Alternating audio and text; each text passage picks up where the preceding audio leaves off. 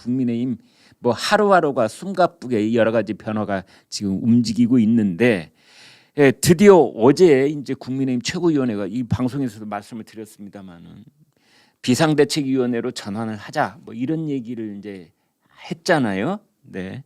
지금 상황은 어떻게 되는 겁니까? 이게 저희가 방송에서 여러 번 말씀드리지만 이게 너무 복잡합니다. 네. 그래서 뭐 당원 당규가 어떻다, 뭐 누가 뭐 직무 대행은 임명할 수 없고 뭐 권한 대행 임명할 수 있다 이런 걸 말씀드리면 되게 복잡할 거예요. 네. 근데 어찌 됐든 지금 상황은 비대위를 꾸리자, 그것도 조속히 꾸리자 이렇게 결론이 거의 나고 있는 상황입니다. 네. 그 지금 제일 관건 하나는 그렇다면 누가 비대위원장을 맡을 것인가 이게 되게 중요한 이슈 중 하나인데요. 네. 지금 비대위원장으로는 당 내용을 수습할 관령 인사가 유력하게 점쳐진다고 합니다. 네. 국민의힘 핵심 관계자는 예. 당 내부 사정을 잘 아는 중진급 인사가 현 위기 수습에 적합하다는 의견이 많다. 네. 그래서 거론된 사람들이 5선의 정진석, 예. 정우택, 예. 주호영, 예. 조경태 의원, 야. 그리고 3선의 김태호 등이 유력 후보군으로 거론되고 있습니다. 네. 근데 일각에서는 뭐 당이 쇄신하는 모습을 보여줄 혁신형 비대위원장 후보로 네. 김병준 전 자유한국당 비대위원장, 김황식 전 국무총리 이름도 오르내리고 있는데 누가 될 걸로 좀 보십니까? 아. 지금 뭐 김종인 전 비대위원장도 뭐 이름이 오르내리기는 하고 있습니다. 그래서 결국은 지금 이제 전 기자가 쭉 설명을 해주셨는데 당 내부에 뭐 당 내부의 중진 가운데서 누구한테 이제 이 일을 맡기느냐 아니면 당 밖에서 뭐 김병준 얘기도 나오고 김황식 얘기도 나오고 김종인 얘기도 나오고 이제 이런 상황. 여러분 보시기에는 누가 적합할 것 같습니까? 일단 크게 나눠서 당 내부가 이 일을 맡아야 된다고 보십니까? 아니면 당 외부로 한번 가볼 필요가 있다고 보십니까? 오늘 지금 전 기자가 얘기한 그런 인사들 말고 전혀 새로운 곳에서 누군가를 영입해야 된다. 뭐 이렇게 보십니까? 이런 상황인데요. 그 지금까지 진행되어 온 것을 제가 간략하게 이제 요약을 해드리겠습니다. 맨 위에 뭐가 있었느냐? 뭐 이렇게 이제 비대위가 어쩌고 저쩌고 뭐 여러 설왕설래하다 하니까 의원총회를 열었습니다. 의원총회를 열어가지고 89명의 의원들이 참석을 했는데 김웅 한 사람만 빼놓고 88명이 비대위로 가자 한 목소리를 한 겁니다. 그러자 그 이튿날 최고위원회 4명 참석했죠. 과반. 그 최고위원회가 의결을 한 겁니다. 그래서 맨 위에 의원총회, 그 다음에 최고위원회의, 그 다음이 뭘 하기로 했느냐? 전국위원회. 전국위원회는 상설 전국위원회하고 거의 비슷하다고 보시면 됩니다. 상설 전국위원회 및 전국위원회를 열기로. 언제? 이번 주 금요일. 오늘이 수요일이지 않습니까? 의결을 한 것이 어제입니다. 그러니까 이게 전국위원회는 3일 전에 공지를 하도록 되어 있거든요. 그러니까 어제 날짜부터 따지면 오늘이 하루, 내일 둘, 셋, 이제 모레가 금요일이지 않습니까? 그래서 금요일 날 전국위원회를 연다. 그래서 어떻게 한다? 비대위를 가동시키기로 결정을 최종적으로 마무리 짓는다. 이렇게 보시면 되겠습니다. 그래서 비대위원장 누구냐? 뭐 여러 가지 얘기를 지금 말씀을 드렸는데 지금 댓글에 네. 그 김광일 위원님을 비대위원장으로 모셔야 된다는 댓글이 제도하고 있습니다. 예. 계속 좀 그 올려주십시오. 제 입장에는 반대입니다. 지금 같이 방송하고 있는 것도 너무 힘든데 여기를 지키셔야 돼요. 네, 아이고 농담 말씀이시지만 저를 그렇게 평가를 해주셔서 감사합니다. 자, 그런데 여기서 아주 그 눈에 띄는 뉴스가 하나 있는데 배현진 최고위원이 사퇴를 한 날 뭐 당 중진하고 또 누가 만났다면서요? 뭐 무슨 내용입니까? 네, 이제 배현진 의원이 지난달 29일에 사퇴 의사를 밝혔는데요. 네, 그때 김종인 전 비대위원장하고 네. 정진석 국회 부의장, 장제원 의원이 만난 사실이 2일 확인됐습니다. 어제 확인됐습니다. 그러니까 저 세 사람을 보니까 정진석은 당내 최고참에 해당되는 중진이고, 네, 그 다음에 김종인은 이제 밖에 네 그렇습니다. 원외에 있는 사람이고, 그 다음에 장제원은 윤핵관의 핵심 이렇게 되는 건데요. 네네 맞습니다. 이 세 사람 만나는 거 확인된 뉴스입니까? 이게 김 전 위원장이 확인해 줬습니다. 아 김종인 전 위원장이 네. 만난 건 사실이다. 예. 근데 그래서 이제 기자가 물어봤을 거 아닙니까? 그럼 네. 비대위원장 얘기해봤습니까? 그랬더니 예. 그런 거에 대해서는 구체적으로는 얘기하지는 않는데 예. 그 비대위원장 후보로 거론되는 정진석 의장에 대해서는 국회 부의장을 하고 계시는 분이 네. 비대위원장을 할 수 있겠느냐. 그리고 정진석 부의장도 그 동아일보하고 통화했는데 네. 국회 부의장을 맡고 있는 상황에서 비대위원장 할 수는 없다. 뭐 이렇게 얘기했습니다. 네. 그래서 아까 지금 누가 될 것이냐 뭐 이렇게 얘기를 했는데 네. 뭐 5선 후보인 주호영 의원도 좀 많이 거론되는 것 같고. 네. 근데 지금 일각에서는 뭐 장제원 의원도 얘기하는데 아 예. 이건 좀 아닌 것 같다는 의견들이 당내에서 많이 있어요. 네. 그래서 그 김태호 의원은 좀 어떻겠느냐. 네. 그러니까 약간 적당하게 거리를 두고 네. 또 외부에서 데려오기에는 비대 기간이 좀 짧아질 수 있기 때문에 네. 뭐 손발 맞춰보고 얘기하다 보면 시간 후딱 간다. 네. 당 내에서 어느 정도 거리를 잇고 또 너무 늙은 이미지, 노땅 이미지 줄 수 있는 좀 그런 사람 말고는 김태형이 적합하지 않느냐. 뭐 이런 보도도 나오고 있는 실정입니다. 권성동 원내대표는 이 점에 대해서 뭐라고 그랬습니까? 그 권성동 원내대표는 기자들하고 만나서 네. 비대위원장과 관련해선 아직 추려진 후보는 없다. 네. 그리고 의원들의 의견을 수렴해서 추천하도록 하겠다. 이제 시작 단계이기 때문에 광범위하게 의견을 듣고 있다. 이렇게 얘기했습니다. 그렇군요. 제가 어제 그 국민의힘 초선 의원하고 제 친구입니다. 그래서 통화를 좀 이런저런 얘기를 좀 묻고 대답을 듣고 그랬는데 그 친구는 이렇게 말하더군요. 어차피 장제원이다. 네. 그러니까 지금 그 윤심 이전까지는 권성동과 뭐 장제원이 윤심에 대해서 서로 뭐 내가 윤심이다, 네가 윤심이다 이렇게 윤심을 차지하기 위한 경쟁이 있었다면 이번에 이 문자 메시지 누출 사건으로 이제 권성동은 이제 내쳐진 겁니다. 그래서 윤핵관의 핵심 남아 있는 사람이 장제원. 그리고 국민의힘 사람들은 다 압니다. 장제원이 실세라는 것을. 그렇다면 어차피 괜히 뭐 주호영 얘기 꺼내고 뭐 정진석 얘기 꺼내고 뭐 이러지 말고 그냥 장제원으로 가라. 그래야 된다. 그래야 당이 수습될 것이다. 뭐 이런 말도 하는데 글쎄요. 제가 아는 건 거기까지고 그 이후 사태는 이제 지켜봐야 되겠는데 저는 좀 아닐 것 같은 생각이 듭니다. 이게 지금 예. 당이 이렇게 망가졌던 게 예. 저는 첫째 원인은 예. 당연히 이준석 대표라고 생각합니다. 예. 지금 비대위까지 간 상황에서 제일 많은 문제를 일으키고 분란을 일으킨 거 예. 내부 총질 저는 이제 윤석열 대통령이 그렇게 문자를 보낸 것은 예. 적절치 않다라는 생각도 들지만 네. 내부 총질은 맞습니다. 아하. 그 민주당한테 어떤 메시지를 줬습니까? 민주당 공격한 적 거의 최근에 없는 것 같습니다. 예. 문제는 이준석이 맞는데 예. 이준석 대표가 맞는데 그렇다면은 한편으로는 그 윤심, 윤핵관 네. 죄송합니다. 또 댓글이 막 올라오겠네요. 윤핵관이라는 표현 쓰는 거 되게 싫어하시는데 예. 그 윤심, 그러니까 윤석열 대통령을 호가호위 했던 네. 그 사람들이 당 전면에 다시 나선다 이 타이밍에 그것도 적합하지 않다고 저는 생각합니다. 또 맞습니다. 당이 또 윤심이 작용했느냐, 또 음. 문자 이후로 또 엄청나게 또 내용 휘둘릴 텐데 네. 그거 감내하고도 장제원을 비대위원장으로 앉히느냐 네. 상당한 리스크 같다고 저는 생각됩니다. 그렇군요. 뭐 저도 할 얘기는 많은데 다음 꼭지가 있으니까 넘어가도록 하겠습니다. 알겠습니다. 제가 또 아무것도 모르고 네, 아이, 무슨 말씀이세요? 네. 그런데요, 지금 이제 여기서 새로운 문제가 하나 불거져 있습니다. 비상대책위원회를 출범시키는 데까지는 이제 모든 얘기가 정리가 된 것 같은데 이준석입니다. 지금 얘기를 쭉 했는데 이 일의 출발도 이준석이가 있고 이 일을 매끄럽게 악취를 짓는 문제도 이준석하고 관계가 있는 겁니다. 그래서 뭐 비상대책위원회를 꾸리면 무기한 비상대책위원회를 꾸리는 법은 없거든요. 뭐 6개월 동안 비대위다. 뭐 다음 뭐 1년 동안 비대위다. 아니면 전당대회를 올 가을에 갖기로 하고 전당대회까지 비대위다. 뭐 이런 얘기를 하는데 이걸 또 이준석하고 연결시키는 사람이 있어요. 이게 상당히 복잡해가지고 네. 어떻게 이렇게 간단하게 설명할 것인지가 저도 좀 난감하긴 한데 그러니까 비대위 기간을 어떻게 하느냐에 따라서 네. 이준석이 그러니까 물론 비대위가 꾸려지면 이준석 복귀는 사실상 물 건너갔다 이렇게 보는 시각이 지배적이지만 네.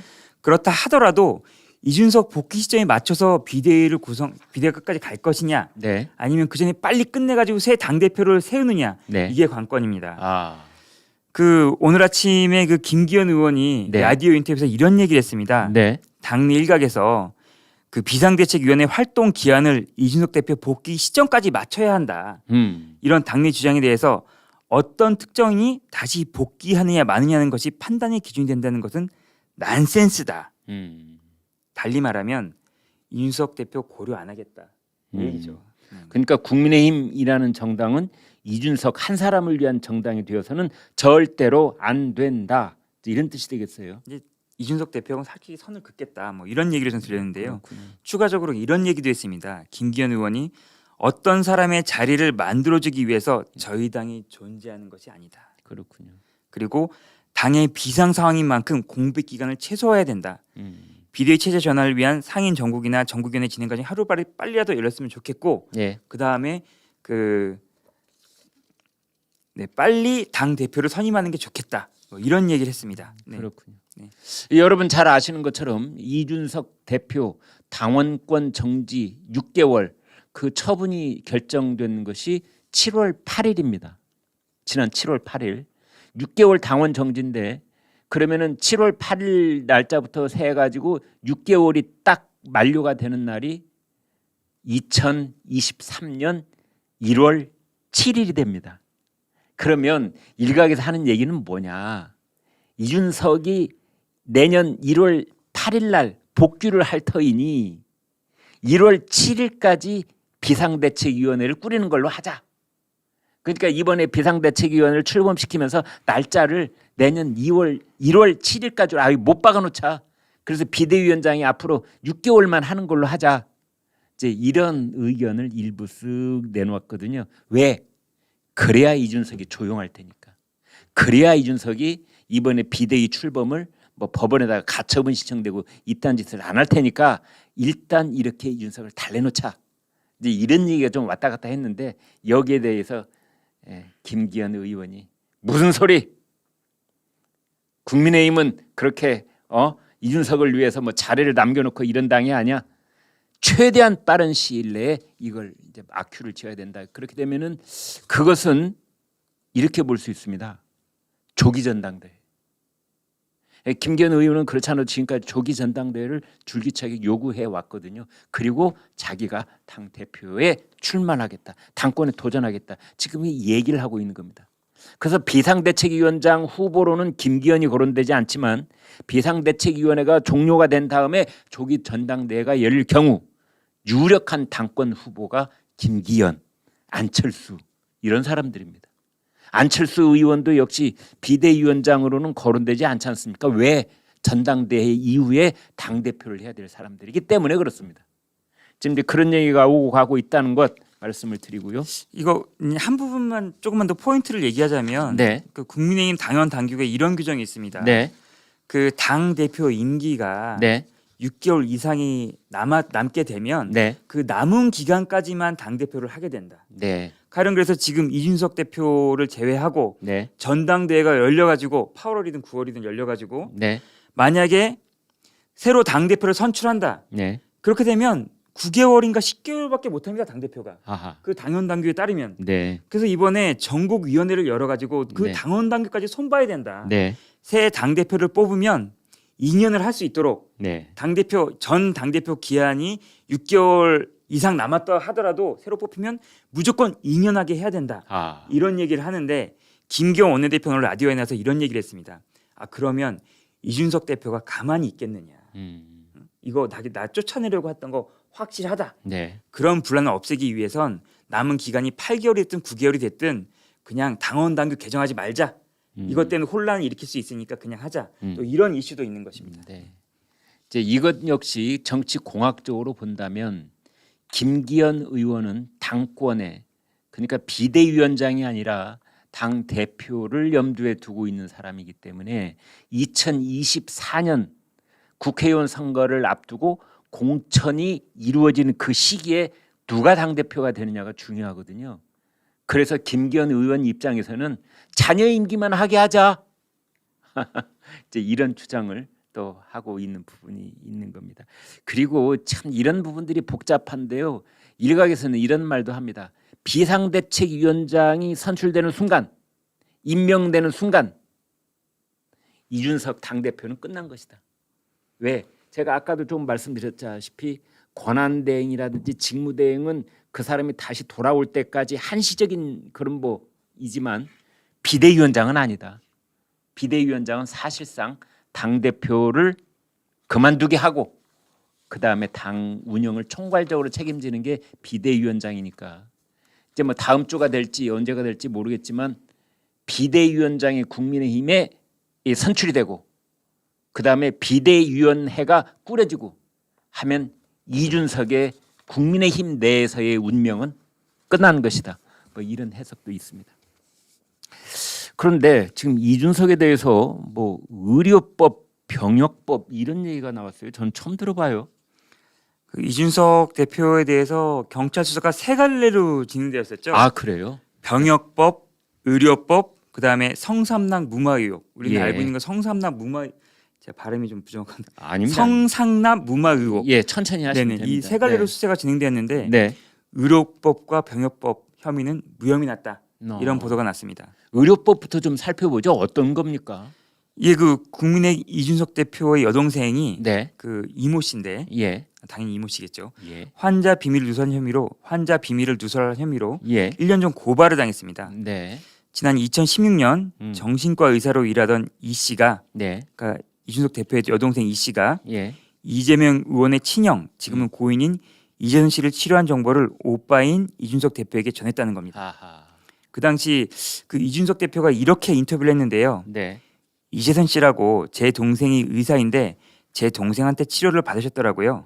그 이상은 공개하면 안 되겠지만 그분이 굉장히 그 당시에도 억울하다부터 시작해서 동생에게 여러 얘기를 했던 이재명 시장과의 갈등 때문에 힘들다고 뭐 이런 얘기를 했다는 겁니다. 네. 이게 의료법 위반이거든요. 환자에 대한 정보를 외부에 알리는 거는 엄격히 금지돼 있는데 네.